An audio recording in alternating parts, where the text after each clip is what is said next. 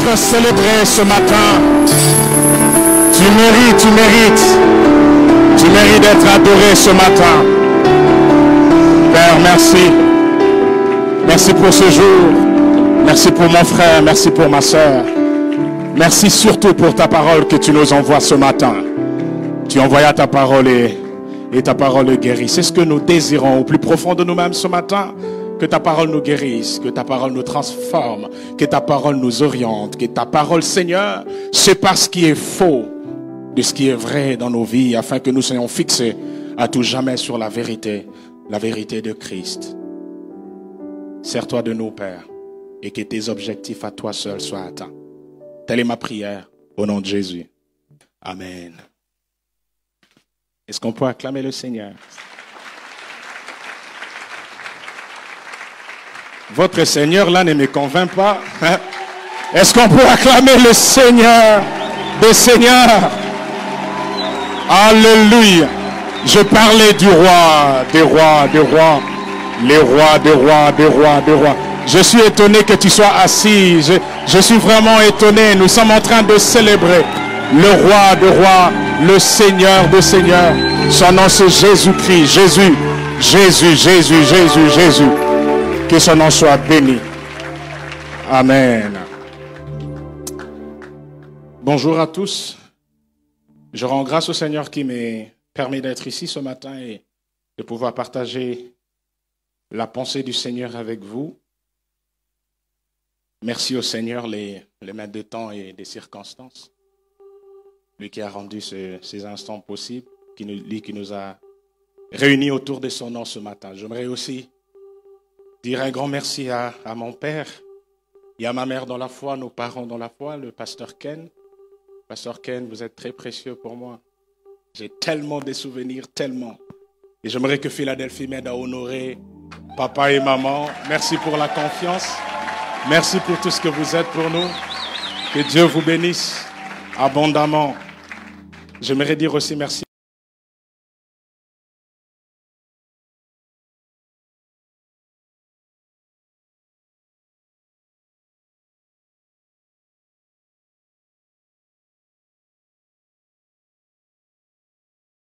Jeudi, qui peut nous rappeler le grand thème? Que l'on sache que l'Éternel est Dieu. Voilà. Que l'on sache que tu es Dieu. Tu là, ce n'est pas toi. Tu là, c'est l'Éternel.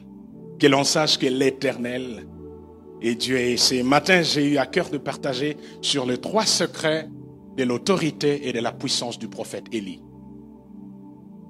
Les 3 secrets de l'autorité et de la puissance du prophète Élie. J'aimerais commencer par un passage très négatif parce que, au fait, j'ai à cœur de partager ce message en 2 points. Le premier point, j'aimerais voir avec vous les temps du prophète Élie. Je vais voir avec vous le contexte historique, ce qui a caractérisé les temps du prophète Élie. À quel temps Dieu a lancé son serviteur? Et vous allez vous rendre compte que, quand je disais que je vais commencer par un passage négatif, c'est justement parce que Élie rentre en scène dans un temps très critique. Élie rentre en scène dans un temps très négatif. Et le passage qui va nous servir un peu d'introduction le prouve. Parce que Élie entre en scène au temps d'un certain Akab, qui est roi du royaume d'Israël. Et donc c'est 1 Roi chapitre 16. À partir du verset 29 jusqu'au verset 34. Et puis 1 Roi chapitre 17 verset 1, c'est le texte qui nous présente l'entrée en scène du prophète Élie.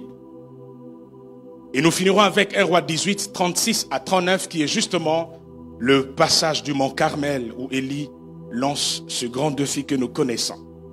Je vais lire au nom de Jésus-Christ. La Bible dit ceci dans 1 Roi chapitre 16 verset 29 à 34.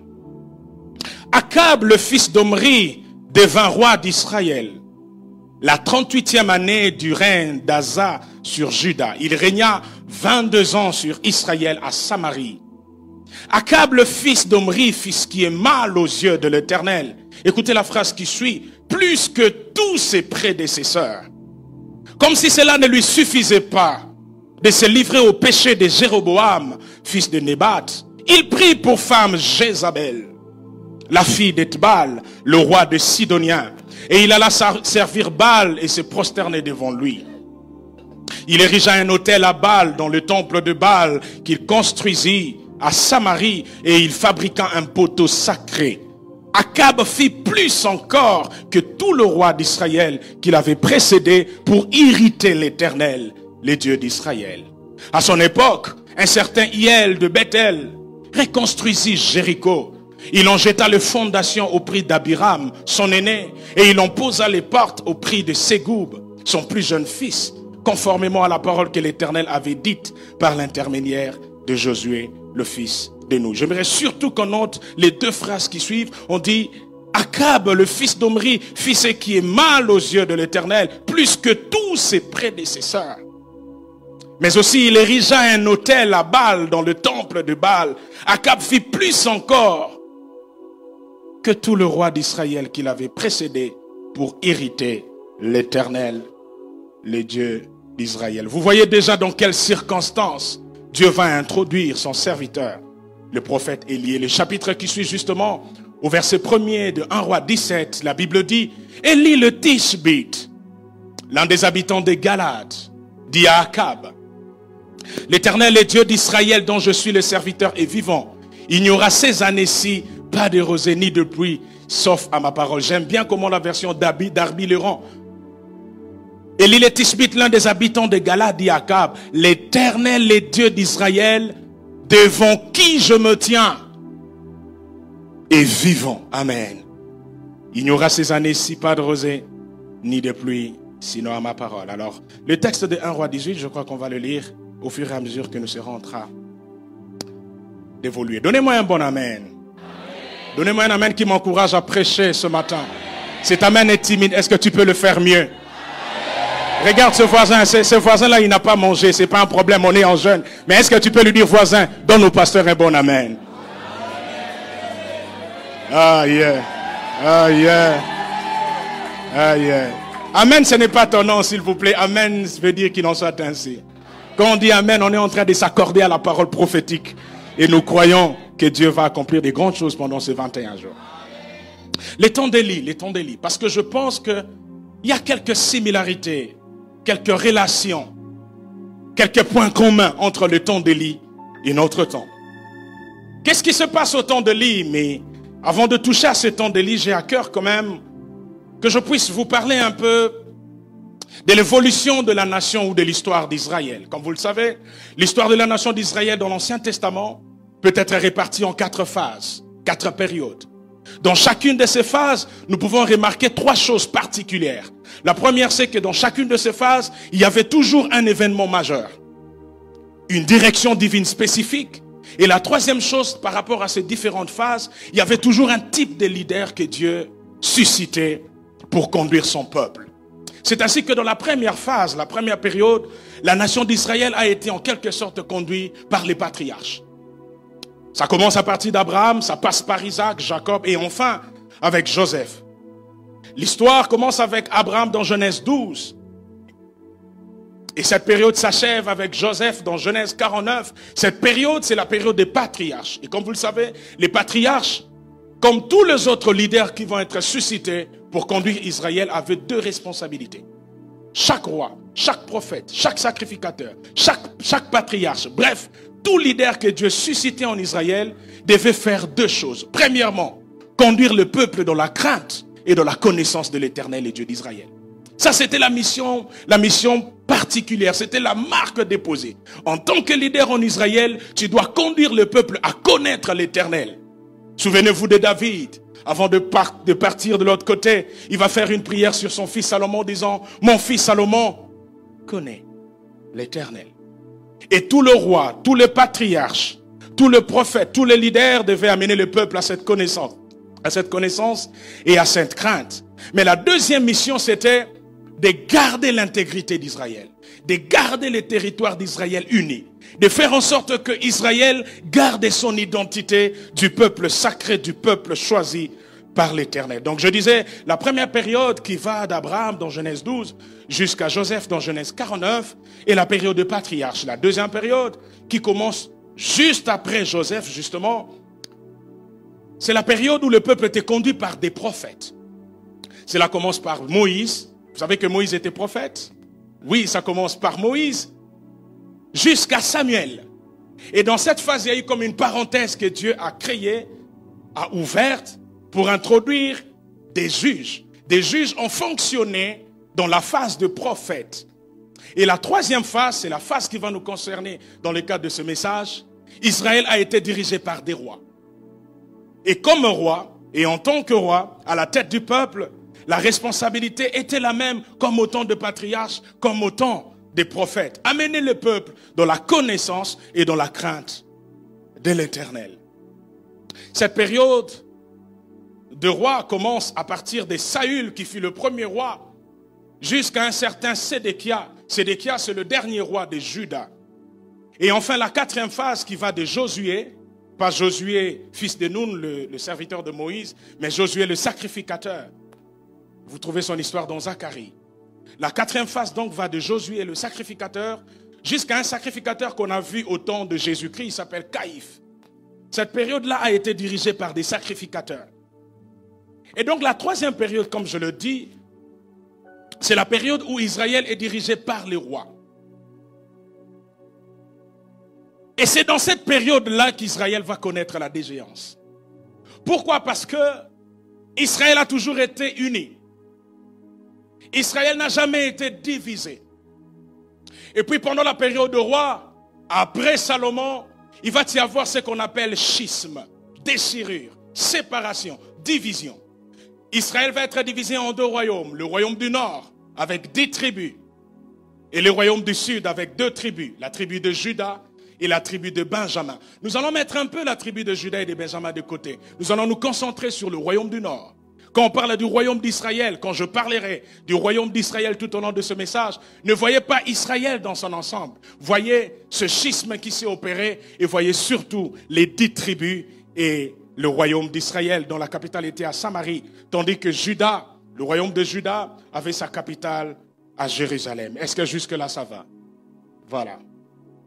Et pendant cette période, comme vous savez, il y a schisme. Le royaume de Juda et le royaume de Bethléem avaient eu un roi, le fils naturel de Salomon. Son nom c'est Roboam. Roboam a régné sur ces 2 tribus.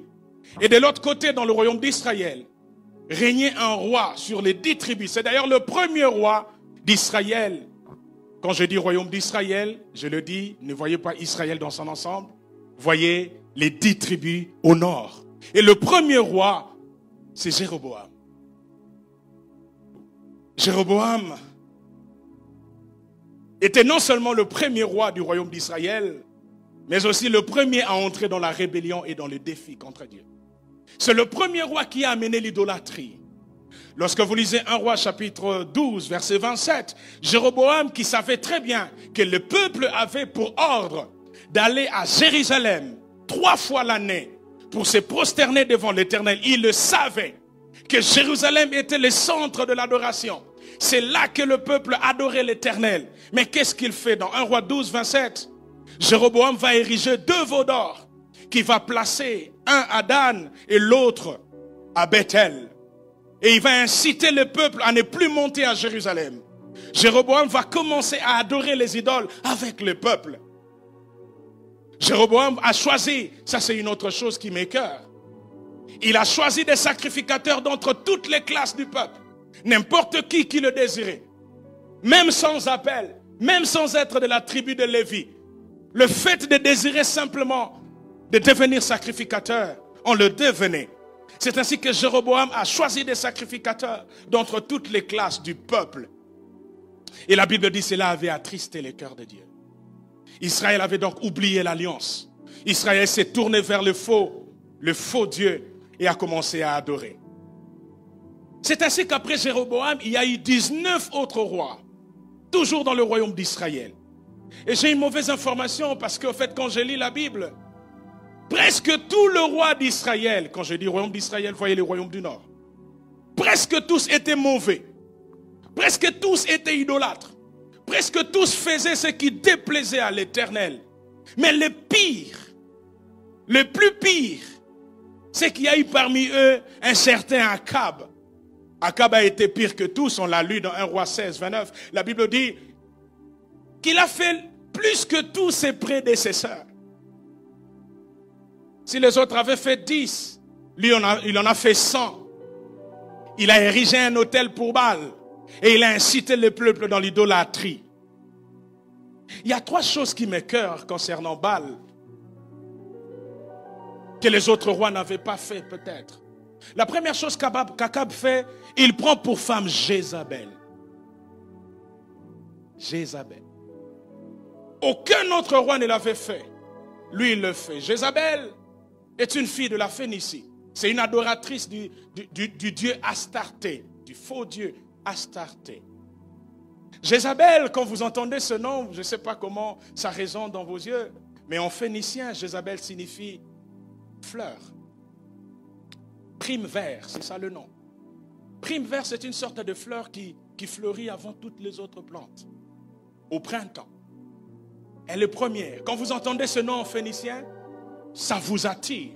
Mais le même nom, Jézabel en hébreu, en anglais c'est fort, c'est garbage, détritus, ordure, impudique, épouse de Baal, c'est ce que ça veut dire. J'ai prié Dieu qu'à Philadelphie, qu'il n'y ait pas de Jézabel. Même si on ne vous appelle pas Jézabel, mais écoutez, Jézabel c'est le genre de femme, quand vous l'approchez, elle est comme une fleur. Mais au-dedans d'elle, c'est une ordure. Jeunes gens, écoutez-moi, mariez-vous bien et mariez-vous avec Dieu. Mariez-vous surtout pour Dieu. Vous n'avez aucune idée des jeunes filles que vous voyez à l'église. Jézabel. La deuxième chose qu'il fait, il établit le culte de Baal en Israël. Amenant le peuple ainsi dans l'idolâtrie et à ignorer l'Éternel, le Dieu d'Israël. La troisième chose qu'il fait, c'est que lui-même est allé servir Baal et il est allé se prosterner devant lui. Wow. Parce que justement, sa femme, Jézabel, est une adoratrice de Baal et d'Astarté. J'entends les gens dire, derrière chaque grand homme, il y a une grande femme. Mais je me pose la question, derrière des dictateurs, il y a qui? Derrière des gens, des tyrans, il y a qui? Vous avez l'exemple, derrière Akab, il n'y a que Jézabel. Si derrière un homme spirituel, il y a une femme spirituelle, derrière un démon, il doit y avoir une démone. Je prie Dieu qui nous délivre de Jézabel. Mais la quatrième chose, c'est que au temps d'Akab, on dit, un certain Hiel a reconstruit Jéricho. Dieu avait interdit qu'on puisse faire ça. Et ça me pousse à dire qu'au temps d'Akab, les gens avaient défié Dieu. Ils ont dit, on n'a plus besoin de toi. Baal est notre Dieu.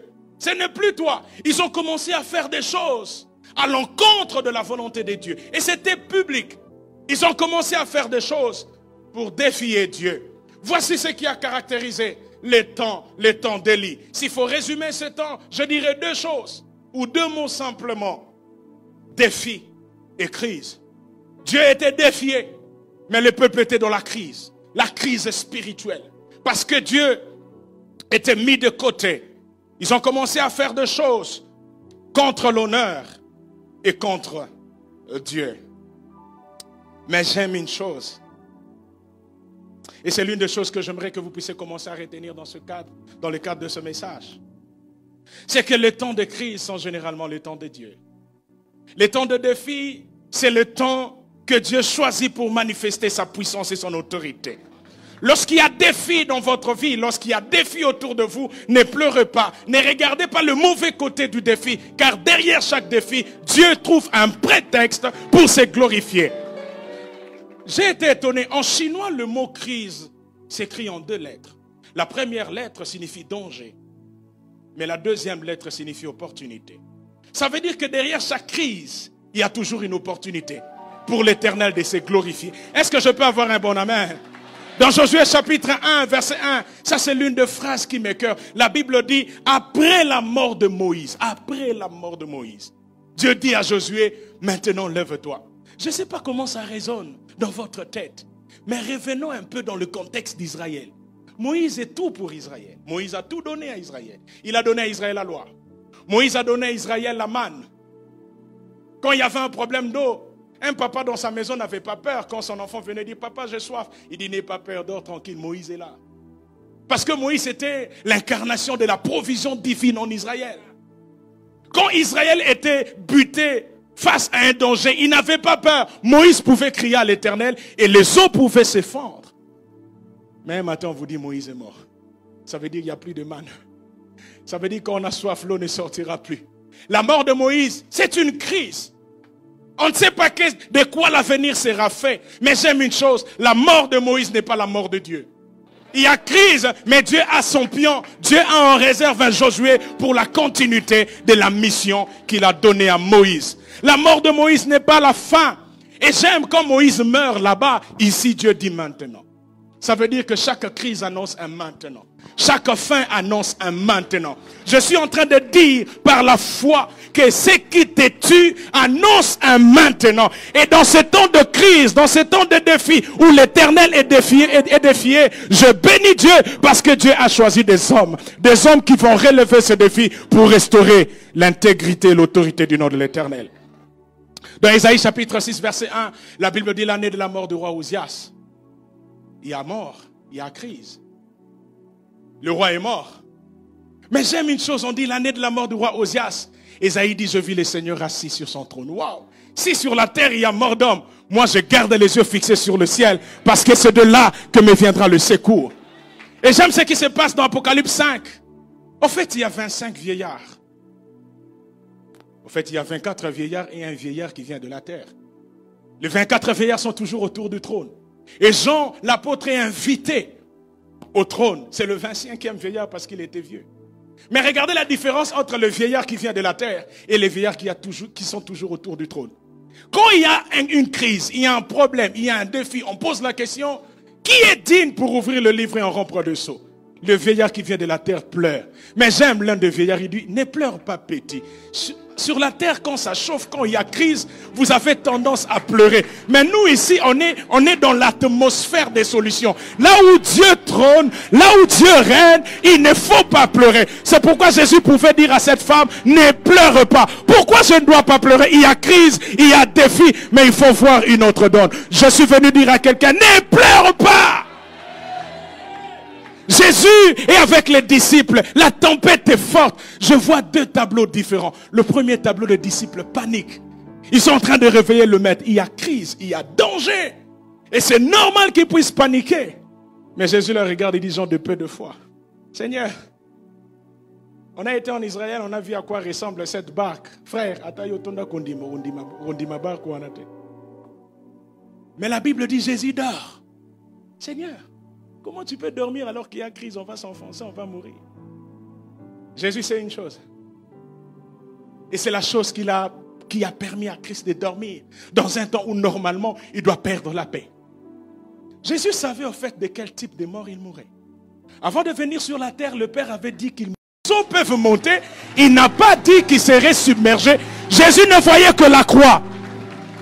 Le seul événement qui pouvait mettre fin à la vie de Jésus-Christ s'appelle Golgotha et non pas tempête. Et donc, puisqu'il y a tempête et que le Père n'a pas parlé de tempête dans ma vie, je dois dormir. Oh, j'aimerais dire à quelqu'un, le défi de ta vie est une occasion pour révéler que l'Éternel est à péché. Il y a crise, c'est pas un problème. Dieu a prévu Élie et il a lancé.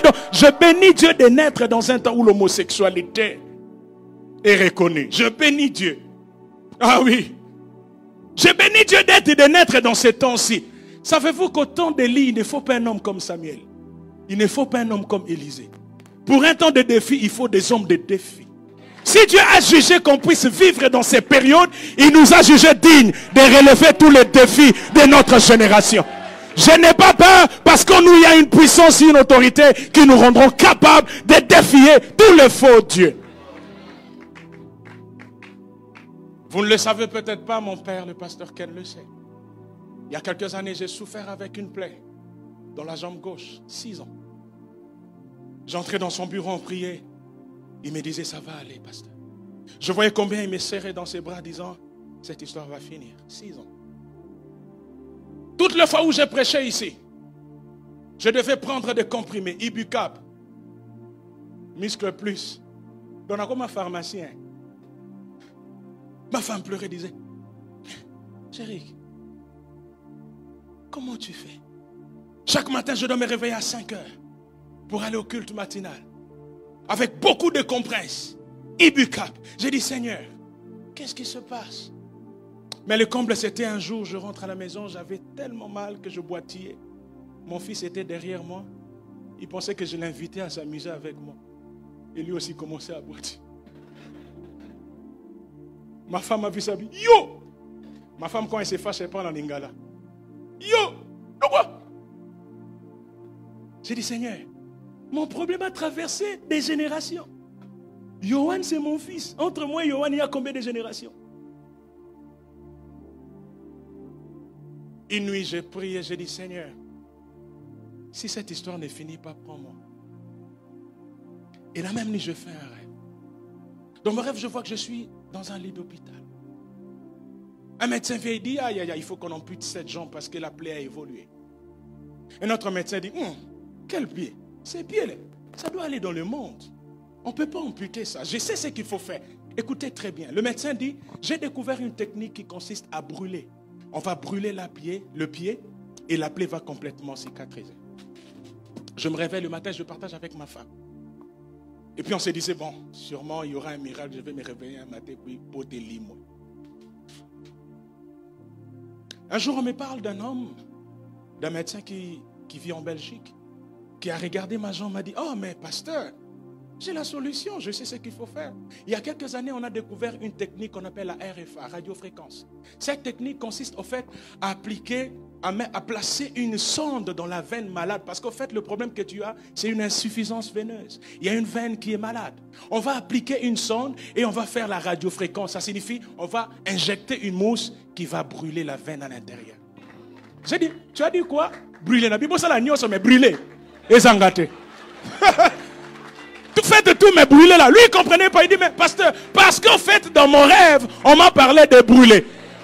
Et j'ai la bonne nouvelle, depuis qu'on a brûlé, tout a été brûlé. Voilà pourquoi je peux sauter. Si j'avais un ballon, je pouvais jouer, parce que ça a été brûlé. Ah, quel que soit le défi auquel tu fais face, il y a une stratégie divine. Même si tu n'as aucune option, les dieux dont tu es serviteur,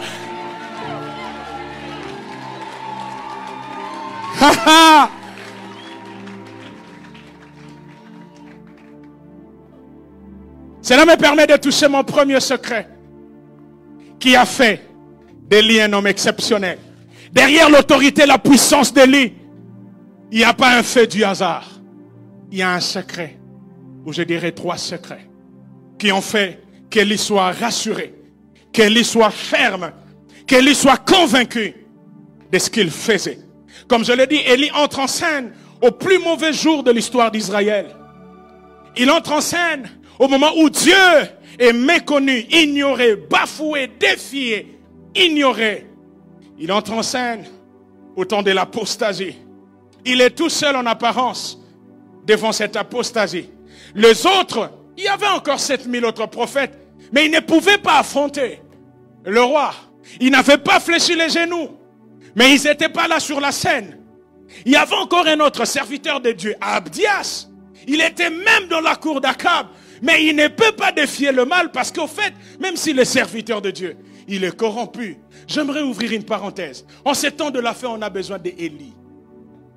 Frère, Élie est un homme permanent dans la Bible. Je le vois dans l'Ancien Testament. Je le vois dans le Nouveau Testament. Élie, c'est le dernier nom de l'Ancien Testament. Lisez Malachie. Le tout dernier nom de l'Ancien Testament, c'est Élie. Ça m'a étonné. Il a commencé dans un roi. Mais alors que l'Ancien Testament est sur le point de se retourner, on dit, je vous enverrai un prophète. Élie, c'est le dernier nom. Quand j'ouvre le Nouveau Testament, bizarre, dans Matthieu 16, Jésus est sur la montagne de transfiguration, une expérience terrible. Il rappelle Moïse. Il rappelle Élie. J'ai posé la question, Seigneur, pourquoi ces 3 hommes? Pourquoi ces 2 hommes? Il y a beaucoup d'hommes, il y a beaucoup de prophètes, il y a beaucoup de juges. Pourquoi Élie, pourquoi Moïse? J'ai découvert qu'entre Moïse, Christ et Élie, il y a une chose en commun. Ils ont tous jeûné pendant 40 jours. Élie a jeûné pendant 40 jours. Jésus a jeûné pendant 40 jours. Et Moïse a jeûné pendant 40 jours. Sur la montagne de transfiguration, Jésus ne peut qu'appeler ceux qui aiment la montagne. Et quand vous faites la sommation de tous les trois, ça fait 120. 120, c'est exactement le nombre de disciples réunis dans la chambre haute quand l'Esprit est descendu. Vous voulez la gloire de Dieu? Voici le premier secret. Que votre vie soit conforme à votre message. C'est ça le premier secret d'Élie. La vie d'Élie était conforme à son message. La vie d'Élie était conforme à son mandat et à sa mission. Savez-vous ce que le nom Élie signifie? C'est lui dont l'Éternel est Dieu. Ou encore, l'Éternel est mon Dieu. C'est lui dont l'Éternel est Dieu. Mais derrière l'écho de ce nom, nous avons la preuve de sa personnalité et de son message. Le défi, c'était que l'on sache que l'Éternel est Dieu. Il ne faut pas Samuel. Samuel signifie Dieu a exaucé. En ces temps-là, on n'a pas besoin d'un exaucement à nos problèmes. On a besoin que Dieu prouve qu'il est Dieu. C'est lui dont l'Éternel est Dieu est capable de faire en sorte que l'on sache que l'Éternel est Dieu. Son nom correspondait à son défi, à son message et à sa mission. Cela me rappelle un peu Moïse. Moïse dont le nom signifie tirer des eaux. Voyez-vous, tirer des eaux. Mais si vous êtes devant la mer Rouge et que vous avez quelqu'un qui s'appelle Moïse, son nom signifie tirer des eaux. Mais Bobby qui? Parce que c'est lui qui a été tiré des eaux lui-même est capable de tirer les autres des eaux. Parce que son nom représentait sa mission de libérateur. Et d'ailleurs, ça m'a étonné. Ça m'a étonné. Parce qu'au fait, Moïse a 3 mois quand on le jette dans la mer. Voyez-vous, la fille de Pharaon reçoit Moïse. Et puis la fille de Pharaon demande à la grande sœur de Moïse de trouver une nourrice pour nourrir Moïse. Voyez-vous, on va chercher la maman de Moïse. C'est la première fois que dans l'histoire, un enfant de 3 mois donne du travail à sa maman. Il tire sa maman des eaux du chômage. Alors toi, tu me dis que pasteur, je dois finir les études, être licencié pour avoir du travail. Un enfant de 3 mois chasse l'esprit de chômage. Ah, Tikako. Avec Dieu, nous ferons des exploits. Je suis en train de parler de voies qui ne sont pas conventionnelles. Dieu peut tout parce qu'il est capable de tout. N'attendez pas de respecter les règles. Non, Dieu est capable de briser les règles pour vous. Esther, j'ai été étonné, la Bible dit que toutes les jeunes filles allaient voir le roi le soir. Mais si vous êtes Esther et que vous devez voir le roi le soir, vous pleurez. Le soir, est-ce que le soir vraiment on va voir ma beauté? C'est le soir. Même s'il y a la lumière, mais la beauté est vraiment belle quand c'est le jour. Mais c'est qu'Esther ne sait pas ce que son nom et son message. C'est ça son défi, c'est ça sa mission. Esther signifie étoile, et une étoile ne brille que la nuit. Une étoile ne brille que le soir. Derrière chaque circonstance difficile de votre vie, il y a la révélation de votre nom et de votre destinée. Est-ce que je peux parler? Job me pose la question, il dit, connais-tu les lois du ciel? Je comprends pourquoi devant Esther, toutes les lois du roi pouvaient être brisées. On ne pouvait pas voir le roi sans être appelé. Mais Esther dit, c'est pas mon problème, moi je suis une étoile. Une étoile n'est pas soumise aux lois de la terre. Une étoile est soumise aux lois du ciel. Je suis venu dire à quelqu'un, une étoile est soumise aux lois de l'Éternel. Ce n'est pas les lois de ta famille, ce n'est pas les lois du pays, c'est les lois du ciel. Au fait, on voit Élie apparaître dans 1 Roi 12. Je me pose la question, on ne parle même pas du père d'Élie. Quand on dit Jérémie, on dit Jérémie fils d'Ilkija. Quand on dit Esaïe, on dit Esaïe fils d'Amoth. Mais quand on dit Élie, regardez comment on l'introduit. Il arrive comme ça dans la Bible. C'est vraiment un homme brutal. C'est pourquoi même à la montagne de transfiguration, l'apôtre Pierre a eu pitié de lui dire, viens, tout ça la 3 tantes, moi repose à vieux Élie. À Tambola trop, il était tellement solitaire. Ne vous en faites pas, il y a un secret à sa solitude. Il apparaît comme ça dans la Bible, dans 1 Roi 17. On ne connaît pas qui est son père. Tout ce qu'on sait, Élie, le Tishbite, l'un des habitants de Galate, un point, un trait. Son passé.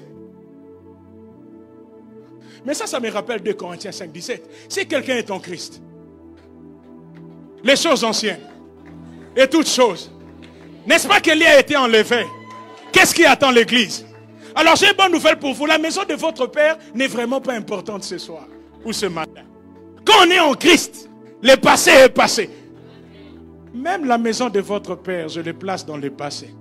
Parce que la première chose que Dieu fait lorsqu'il vient dans votre vie, lui-même il devient l'éternel. Et puisque l'éternel est votre Dieu, vous ne subissez plus la loi de quiconque.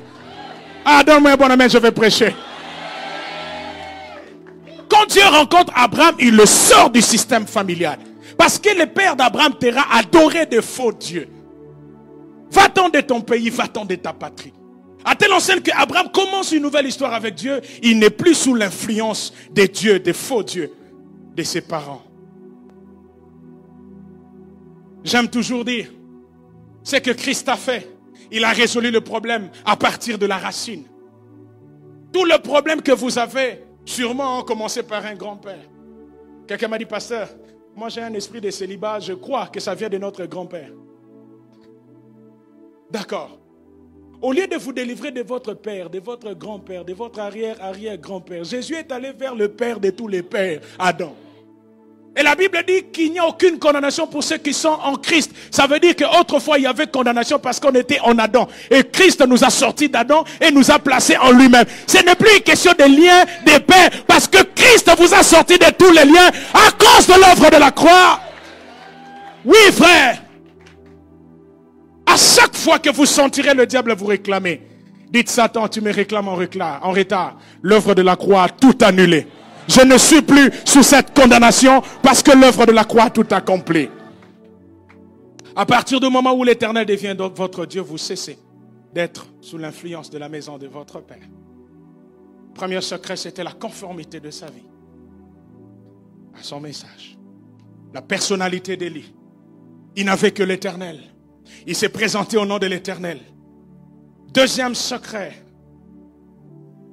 J'ai aimé dans 1 Roi chapitre 17 verset 1er, nous l'avons lu.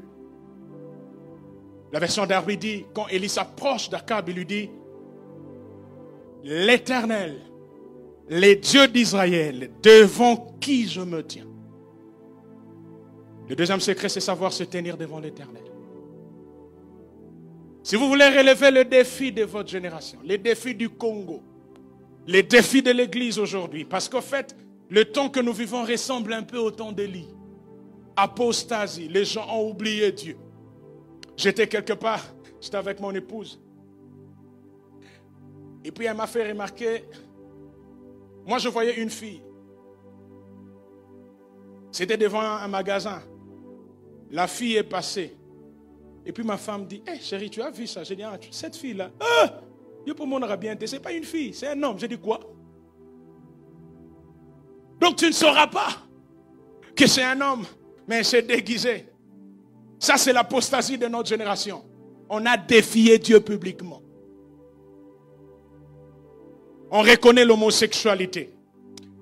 Bon, peut-être que vous allez couper ma tête après cette prédication. Ce n'est pas un problème parce que je suis en train de servir Dieu. Je suis vraiment en train de vous dire que vous êtes dans le péché, abandonnez ça. Je suis vraiment en train de vous dire ce que vous faites, vous défiez Dieu. Et Dieu n'aime pas qu'il soit défié. Quand Dieu est défié, la réponse est le feu. Parce qu'en fait, l'esprit d'Élie ne supporte pas l'esprit de Jézabel. Et Jézabel dit que mes dieux me traitent dans toute leur rigueur si demain la... que mes dieux me traitent dans toute leur rigueur si la tête d'Élie reste sur ses épaules. Donc Jézabel en voulait à la tête d'Élie. Ça n'a pas marché dans l'Ancien Testament. Et puis finalement, il y a un autre homme qui a l'esprit d'Élie qu'on appelle Jean-Baptiste. Comme l'esprit de Jézabel n'aime pas Élie, il y a une autre femme en qui habitait le même esprit que Jézabel, Hérodiade, qui va demander la tête de Jean-Baptiste sur un plateau. Mais il y a erreur parce qu'en fait, Jean-Baptiste, ce n'est pas lui la tête de l'église. La tête de l'église, c'est Jésus-Christ. Prendre la tête d'un homme, ça ne veut rien dire. Même si vous prenez la tête d'un homme qui vous dit la vérité, vous n'avez rien fait. Je suis venu dire au Congo, le temps est arrivé de sortir du péché. Le temps est arrivé que l'on reconnaisse que l'Éternel est Dieu. Je suis venu dire à une vie, le temps est arrivé de cesser de brancher des deux côtés. Il faut que l'Éternel seul soit Dieu.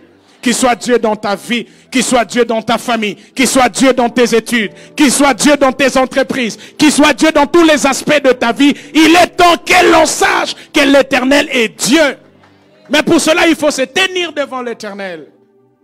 Élie se tenait devant l'Éternel. J'aime cette information. Qu'est-ce que cela signifie? La première chose que cette déclaration signifie, c'est que se tenir devant l'Éternel signifie absolument se tenir loin des hommes. Quand on se tient devant l'Éternel, on doit se tenir loin des hommes. Et j'aime le passage d'Ésaïe 49, verset 2. On voit la vie d'Élie très peu en public. Élie n'apparaît en public que pour accomplir une mission spécifique. Si vous voulez, dans 1 roi 17 au verset 1, il sort pour la première fois et il lance le défi à Akab. Et puis le chapitre qui suit, 1 roi 18, il sort encore pour la seconde fois pour affronter les prophètes au mont Carmel, le prophète de Baal au mont Carmel. Quand vous avez votre Bible, vous tournez, vous avez juste une page. Vous quittez 1 roi 17 pour 1 roi 18, c'est juste une page. Mais en réalité, il s'est écoulé 3 ans et demi. Et pendant ces 3 ans et demi, on ne voit pas où est Élie. Mais on sait que pendant les 3 ans et demi, Dieu l'a caché au torrent des Kérites. Et plus tard, auprès de la veuve de Sarepta. Un peu comme pour dire, Élie, c'était un homme qui n'apparaissait en public que pour une mission. Toute sa vie, c'était une vie du ministère privé. Il se tenait devant l'Éternel. Frère, l'impact que vous aurez au public est proportionnel à l'impact que vous avez devant Dieu. Tout le temps que vous passez dans la présence de Dieu vous impacte, vous change. Et ça vous donne un message. Ésaïe 49, verset 2, j'aimerais lire ce passage. Il est important par rapport au contexte de la vie d'Élie. Verset 2. Il a rendu ma bouche pareille à une épée tranchante. Il m'a couvert de l'ombre de sa main. Il a fait de moi une flèche aiguë, j'aime ça. Il m'a caché dans son carquois. Ça, c'est Ésaïe qui parle. Les hommes qui relèvent des grands défis, ce n'est pas des hommes publics. Ils apparaissent en public pour accomplir une mission spécifique. Mais tout leur temps, c'est dans la présence de Dieu. Il dit, je suis une flèche, mais une flèche que tu as cachée dans ton carquois. Savez-vous qu'une flèche passe la plupart de sa vie dans le carquois? Presque 99%. La flèche peut se dire, mais moi je suis faite pour attaquer. Et non pas pour être non actif, mais c'est faux. Une flèche remplit parfaitement sa mission en restant dans le carquois parce que c'est là qu'elle est aiguisée. Et c'est ça Élie, comme une flèche dans le carquois de la présence de l'Éternel. Il n'apparaît que pour atteindre des cibles. Je suis fatigué des gens qui à tout moment sont sur Facebook, WhatsApp. Et puis vous jeunes gens, Facebook, WhatsApp, à tout moment, à minuit vous êtes là. Quand est-ce que vous vous cachez? Pas étonnant qu'il n'y a pas d'impact. Cachez-vous, attendez que Dieu vous lance. Et les gens ne savent plus attendre. On est de la génération Facebook, WhatsApp, Western Union, où tout est rapide. On ne veut pas se cacher. Le pasteur me dit, ça me rappelle un joueur qu'on avait à l'SV Club, Jean Moukoul. Plus rapide que les ballons. Même quand on ne les lance pas, lui, il va déjà. La plupart des fois, il était toujours hors jeu. Et souvent, et lui et les ballons, ils étaient dehors. Pourquoi? Plus rapide que les ballons. Et il y a beaucoup de prédicateurs Jean Moukoul. Beaucoup de chrétiens couloués. Des mariages couloués. Qui se sont lancés avant le temps. Frères et sœurs, c'est beau d'attendre le temps de Dieu. J'aime l'aigle. Le matin, quand tous les autres oiseaux sont pressés de partir, l'aigle ne vole pas. Pas parce qu'il n'en a pas la capacité. L'organisme de l'aigle est bien réglé. Dieu a fait que l'aigle puisse lui-même repérer la bonne température pour prendre l'envol. Tant que cette température n'est pas atteinte, l'aigle ne part pas. Tous les autres sont pressés de partir. Je vois une hirondelle qui part. Ah, vieux aigle, tu es resté. Mais l'aigle sait. Quand cette température est atteinte, alors il bat ses ailes, il prend son envol. Première chose, il vole plus haut. Deuxième chose, il va très loin. Il y a des choses qu'on ne voit que chez l'aigle. Il y a des espaces où vous ne verrez pas le charognard, vous ne verrez pas le moineau. Ce sont des espaces privilégiés de l'aigle. Voici la question que j'aimerais vous dire, ou plutôt la leçon que j'aimerais nous donner. Dans la vie, le plus important, ce n'est pas le fait de partir très tôt. C'est le fait d'aller très loin. Beaucoup de gens partent très tôt, mais ils ne vont jamais très loin. Il y a un temps où Dieu nous oblige le repos. Lui-même, il sait que tu as des choses à faire, mais il te cache dans sa présence. Quand tu sors, l'impact est grand. Et les gens savent que l'Éternel est Dieu. Mais nous, on n'aime pas le repos. Bon, je suis moi-même un contre-exemple. Quand j'ai demandé la main à ma femme, elle me disait, attends. Mais vous voyez, nous, les jeunes Congolais, on n'aime pas attendre. J'ai dit, maman, attends. Attends. Dis oui directement. Mais j'aimerais dire à quelqu'un, si on te dit, attends, même si ça fait 1 année, où est le problème? Même si ça fait 2 ans, où est le problème? Il faut attendre. Mais attendre bien. Attendez le go de Dieu. Et nous voyons quand Élie sort, il va à Carmel, l'impact est grand. Parce qu'il a su attendre. La deuxième chose que se tenir devant Dieu signifie, il ne s'est pas tenu passivement. Il s'est tenu dans la prière. Et cette information, c'est Jacques qui nous le donne dans Jacques 5. Quand vous lisez en Roi 17, vous avez l'impression que Élie plutôt fait des choses par coup d'audace. Vous avez l'impression qu'il vient lui-même, il dit, bon, Akab, ces années-ci, il n'y aura ni pluie ni rosée, sinon à ma parole. Et quand il va affronter les prophètes de Baal pour les défier au mont Carmel, vous avez l'impression que c'est un coup d'audace. Mais en réalité, ce n'était pas un coup d'audace. C'était un esprit de communion et de révélation qu'il avait obtenu dans la présence de Dieu. Comment je le sais? Jacques 5, verset 17. Parlons du prophète Élie. Jacques nous donne cette merveilleuse information. Jacques chapitre 5, verset 17. Je peux même commencer à partir du verset 17. Élie était un homme de la même nature que nous. Il a prié avec insistance pour qu'il ne pleuve pas. Et il n'est pas tombé de pluie sur la terre pendant 3 ans et demi. Puis il pria de nouveau. Le ciel a donné de la pluie et la terre a produit son fruit. Jacques nous révèle quel était le secret derrière l'autorité et la puissance du ministère d'Élie. Un homme de prière. Regarde ton voisin, dis-lui, sois un homme de prière. C'est tenir devant Dieu signifie développer une vie de prière. Et j'aime beaucoup le verbe dans le ton qui est utilisé ici. Quand vous le voyez dans nos Bibles en français, ça n'apparaît pas. C'est comme si c'était un acte unique. Et Élie, c'est tient. C'est comme si c'était au présent. Mais l'idée qu'il y a derrière là, dans le temps grec utilisé, c'est un présent continuel, un présent progressif. En réalité, on aurait pu dire Élie est un homme qui se tient toujours devant l'Éternel. Il aurait dit, l'Éternel est vivant, l'Éternel devant qui je me tiens toujours. Et voyez, lorsque vous vous tenez toujours devant l'Éternel, vous commencez à fonctionner comme l'Éternel. Vous commencez à parler comme l'Éternel. Pas étonnant qu'un autre ange, qui lui aussi était habitué de la présence de Dieu, je parle de Gabriel, quand il parle à Zacharie, Zacharie doute. Il dit, afin que tu saches que cette parole vient de l'Éternel, tu seras muet. Vous avez l'impression que l'ange a pris sa propre initiative. En réalité, c'est sa connexion permanente avec Dieu qui lui a donné cette information. Et c'est ce qui se passe. Quand Élie dit, il n'y aura pas de pluie, sinon à ma parole, c'est la parole de l'Éternel, mais qui sort de ma bouche.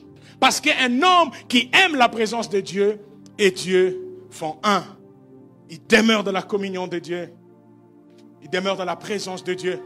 Et il demeure dans l'attitude de prière. Et c'est là maintenant que je comprends que tout ce qu'il fait sur le mont Carmel, ce n'est pas un coup d'audace, ce n'est pas du hasard. Ce sont des fuites que Dieu lui a données pendant ces moments de prière. Première chose, il va affronter Baal et ses prophètes au mont Carmel.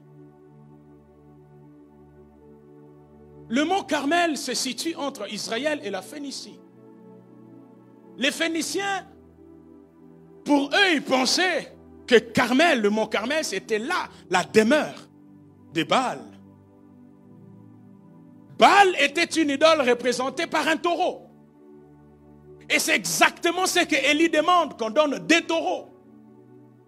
Autre chose, c'est que Élie dit, bon, écoutez, on ne va pas d'abord invoquer la pluie, on va demander le feu. Le Dieu qui répondra par le feu, c'est lui là le véritable Dieu. Bizarre.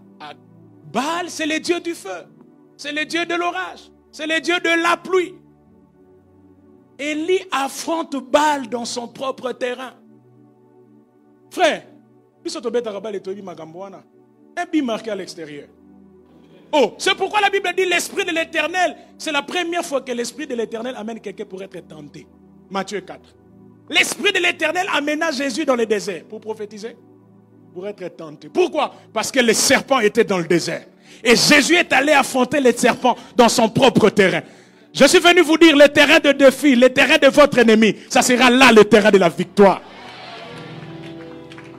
Dans le jardin d'Éden, alors que Adam a péché, le jardin d'Éden est devenu une malédiction presque. Dieu lui dit, la terre te produira des épines et des ronces. Ça, c'est l'évangile d'Éden. J'aime Dieu. Jésus, avant d'aller à la croix, lui aussi, il entre dans un jardin. Parce qu'en fait, le terrain de la chute doit devenir le terrain de la gloire. Et qu'est-ce qui se passe à Gethsemane? Pendant qu'il priait, la Bible dit, sa sueur se transforma. Alors qu'en Éden, il devait manger par la sueur. Il dit, tu mangeras à la sueur de ton front. Mais à Gethsemane, sa sueur se transforme en sang. Jésus a changé d'évangile. Désormais, vous ne mangerez plus par vos efforts. Vous mangerez au prix du sang, au prix de la grâce. J'aimerais dire à quelqu'un, c'est que ta sueur ne t'a pas donné. Le sang te le donnera. La grâce va te le donner. Pourquoi? Parce qu'un homme a prié. Un homme s'est tenu devant Dieu. Le temps est arrivé où nous allons nous tenir devant Dieu pour notre nation. Nous allons nous tenir devant Dieu pour nos familles. Et j'annonce qu'après ces 21 jours, le feu descendra. Parce qu'un homme va prier. Il va déclarer, Seigneur, tu vois combien le diable a pris possession de la famille. Combien le diable a pris possession du Congo. Combien le diable a pris possession de cet aspect de ma vie. Mais je me tiens en prière. Et Dieu va te donner des communications. Et c'est ce qui se passe avec Élie. Au fait, je remarque que Élie place son autel et il demande qu'on jette beaucoup d'eau. Ça étonne. Pourquoi Élie jette de l'eau? Il dit, faites-le une première fois, une deuxième fois, une troisième fois. Déjà, il avait placé 12 pierres, image de 12 tribus d'Israël. Souvenez-vous, nous sommes dans un contexte où Israël est divisé. Nous sommes dans un contexte où Israël n'est plus. Mais Élie dit, ce que vous voyez, ce n'est pas la réalité de ce que j'ai reçu du ciel. Devant Dieu, Israël n'est qu'un. Dieu ne voit pas le royaume du nord, Dieu ne voit pas le royaume du sud. Dieu voit 12 tribus. Et c'est ce qu'il fait. Il place 12 tribus, d'accord. Mais 4 cruches. Versez une première fois, une deuxième fois, une troisième fois. En réalité, ça fait 12 cruches d'eau. Ah oui. Quand vous prenez 4 cruches d'eau, vous versez une première fois. Vous prenez les 4 cruches d'eau, vous versez une deuxième fois. Vous prenez 4 cruches d'eau, vous versez une troisième fois. En réalité, vous avez versé combien de cruches d'eau? Nous avons 12 pierres et 12 cruches. Au trône de Dieu, autour du trône, je remarque qu'il y a 24 vieillards. 12 représentent les 12 tribus d'Israël, l'ancienne alliance. Et 12 autres représentent les apôtres de Jésus-Christ, la nouvelle alliance. À telle enseigne que lorsque le chiffre 24 est réuni, le trône de Dieu est là. Et Élie restaure le trône avec le chiffre 24, parce qu'il veut que Dieu soit présent. Pas étonnant que le feu est venu. Lorsque Dieu est concerné, Dieu intervient. Lorsque Dieu se sent concerné, Dieu se sent obligé d'agir. Là où le trône est là, Dieu se sent obligé d'agir. Que le trône de l'Éternel revienne dans nos maisons. Que le trône de l'Éternel revienne dans nos vies. Que le trône de l'Éternel revienne à l'église. Mais aussi, j'ai lu quelque part sur comment les prophètes de Baal érigeaient leurs autels. Et j'ai eu une information qui m'a tué. On dit, il y avait des emplacements précis. Les autels de Baal ne se déplaçaient pas. Il y avait des endroits précis où les prophètes de Baal érigeaient leurs autels. Et qu'est-ce qu'ils faisaient? Il y avait un tunnel souterrain que les gens ne voyaient pas. Et dans ce tunnel souterrain, il y avait un prophète voilé, déguisé, qui amenait le feu. Le peuple criait, personne ne voyait. Ça s'appelle le retour à magie. Donc on met un voile là, vous criez, et puis vous voyez un pigeon sortir. Mais en réalité, quelqu'un l'a lancé. Et c'est ce qui se passe avec le prophète de Baal. Il y a un tunnel souterrain, personne ne voit, mais le prophète voilé, déguisé, quand le moment est venu, il envoie le feu. Et quand le peuple voit le feu, il crie. La différence, c'est quoi? C'est que le feu de Baal venait en bas. Là où Élie les amène, c'est sur la montagne où on ne peut pas creuser. À telle enseigne que le feu ne peut venir que du ciel. Et remarquez une chose, le pasteur Cass nous a fait remarquer. Le feu, quand il est descendu, le feu a brûlé l'autel, le bois, et enfin, tout ce qui était en dessous. Pour dire, le feu venait vraiment du ciel. Et quand le peuple a vu ça, le peuple a crié, c'est l'Éternel et Dieu. Raison pour laquelle, après le feu, la pluie est venue. Pourquoi Élie n'a pas invoqué la pluie avant le feu? Parce qu'avant que la bénédiction symbolisée par la pluie vienne, il faut que l'œuvre de purification symbolisée par le feu arrive. Partout où il y a le feu, la pluie ne peut que venir. Je comprends pourquoi Élisée doit venir après Élie. Élie signifie celui dont l'Éternel est Dieu. Élisée signifie celui dont l'Éternel est salut. Cela veut dire, quand l'Éternel est reconnu, le salut arrive. La bénédiction arrive. La faveur arrive. Les enfants arrivent. La promotion arrive. C'est pourquoi j'annonce qu'après le 21 jours, nous verrons Élisée. Après le 21 jours, nous verrons la pluie. Pendant ce temps, le feu va descendre. Nous serons purifiés. Mais croyez-moi, je parle comme un prophète. Après le 21 jours, quelqu'un va constater simplement que le ciel a changé. Et la pluie de Dieu va descendre encore et encore. Nous allons chanter cela. Ouvre les écluses des cieux, laisse qu'il pleuve. Et c'est ce qui va arriver. C'est ce qui va arriver. C'est ce qui va arriver. Parce que nous allons nous placer autour du trône. Nous allons désirer Dieu. Nous allons rester dans sa présence. Est-ce que tu peux commencer à parler à Dieu? Peut-être que tu passes par un feu. Peut-être que tu passes par un feu. Peut-être que tu passes par un feu. Dieu est en train de défier tous les systèmes de faux dieux, tous les systèmes corrompus dans ta vie, afin qu'il pleuve. Yandaraba, Shandaraba, Korobo, Santa. Laisse qu'il pleuve. Ouvre les écluses des cieux. Ouvre les écluses.